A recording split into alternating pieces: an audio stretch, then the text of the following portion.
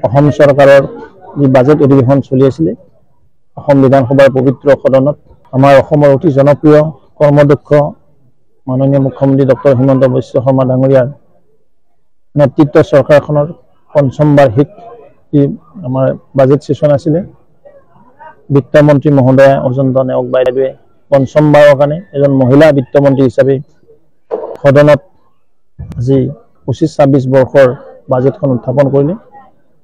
কেইবাটাও নতুন সংযোজন আৰু বিভিন্ন ধৰণৰ উন্নয়নমূলক লগতে সামগ্ৰিকভাৱে অসমখনক কিদৰে আগুৱাই নিব পাৰি তাৰ এটা ৰূপৰেখা স্কেলিটন দাঙি ধৰি কৰবিহীন এখন বাজেট ৰাইজক যি উপহাৰ দিলে তাৰ বাবে সন্মানীয় মুখ্যমন্ত্ৰী ডক্টৰ হিমন্ত বিশ্ব শৰ্মা ডাঙৰীয়াক ধন্যবাদ দিছোঁ।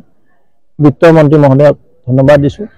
সুন্দৰ বিত্ত শৃংখলাৰে লগতে যোৱা বছৰৰ পৰা 85% বাজেটত নিৰ্ধাৰিত ধন খৰচ কৰি এইবেলি 1.5 লাখতকৈ অধিক কোটি টকা ধৰি এখন সুন্দৰ বাজেট অসমৰ ৰাইজক উপহাৰ দিছে। তাৰ বাবে পুনৰবাৰ মই মুখ্যমন্ত্ৰী মহোদয়ক আৰু বিত্তমন্ত্ৰী মহোদয়ক ধন্যবাদ দিছোঁ। আশা কৰিছোঁ এইখন বাজেটে অসমখনক আৰু আগবঢ়াই লৈ যাব।